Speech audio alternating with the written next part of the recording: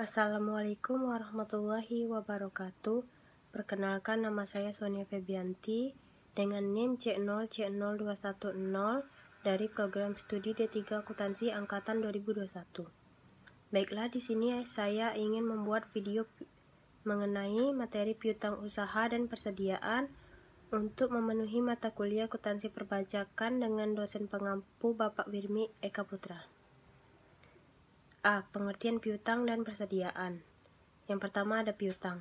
Piutang usaha adalah suatu aktiva yang timbul karena perusahaan menjual barangnya atau memberikan jasanya kepada para pelanggan dan menerima janji bahwa pelanggan akan memberikan sejumlah uang kepada perusahaan pada suatu waktu di masa yang akan datang.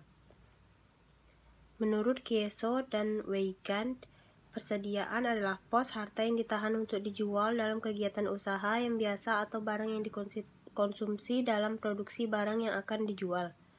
Dalam PSAK 14 paragraf 7, persediaan diartikan sebagai aset yang A. dimiliki untuk dijual dalam kegiatan usaha normal, B. dalam proses produksi untuk dijual, C. dalam bentuk bahan atau perlengkapan atau supplies untuk digunakan dalam proses produksi atau pemberian jasa. B. Konsep pajak PPN yang timbul dari piutang.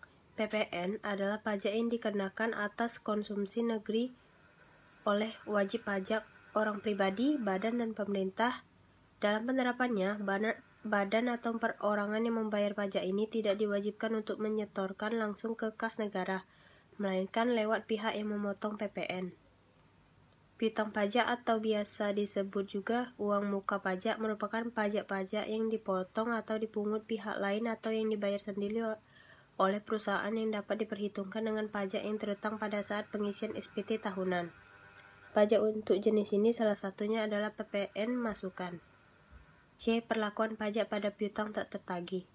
Prosedur penghapusan piutang pajak diatur dalam Undang-Undang Nomor 16 Tahun 2000 Pasal 24 dan dijelaskan lebih lanjut dalam KMK Nomor 565 atau KMK 04 atau 2000 dan 539 KMK 03 2002 Pasal 1. Piutang pajak yang dihapuskan adalah piutang pajak yang jumlahnya masih harus ditagih sebagaimana tercantum dalam STP, SKPKB, SKPKBT yang meliputi pokok pajak, kenaikan bunga, dan denda. D. Perlakuan pajak pada persediaan. Dalam Undang-Undang PPH Nomor 36 2008 Pasal 10 Ayat 6, A. Sistem pencatatan yang diperkenankan adalah sistem pencatatan perpetual. B. Penilaian pemakaian persediaan untuk perhitungan HPP ada 3, yaitu metode rata-rata atau average, metode FIFO atau first in first out, dan metode LIFO atau last in first out.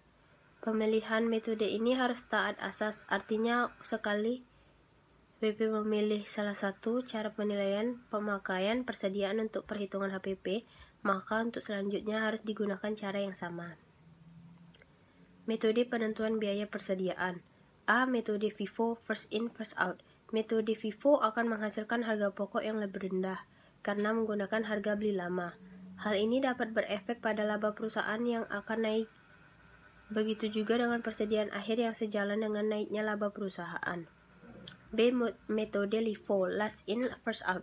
Berkebalikan dengan metode FIFO yang akan menghasilkan harga pokok yang lebih tinggi karena menggunakan harga pembelian terbaru.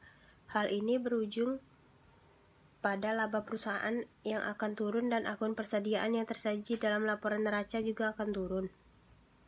C. Metode average atau rata-rata merupakan titik tengah dari naik turunnya harga, maka dari itu metode rata-rata akan mendapatkan titik tengah dari harga pokok, laba perusahaan, dan persediaan akhir. Baiklah, mungkin sekian hal yang dapat saya sampaikan. Lebih kurang mohon dimaafkan. Saya akhiri. Wassalamualaikum warahmatullahi wabarakatuh.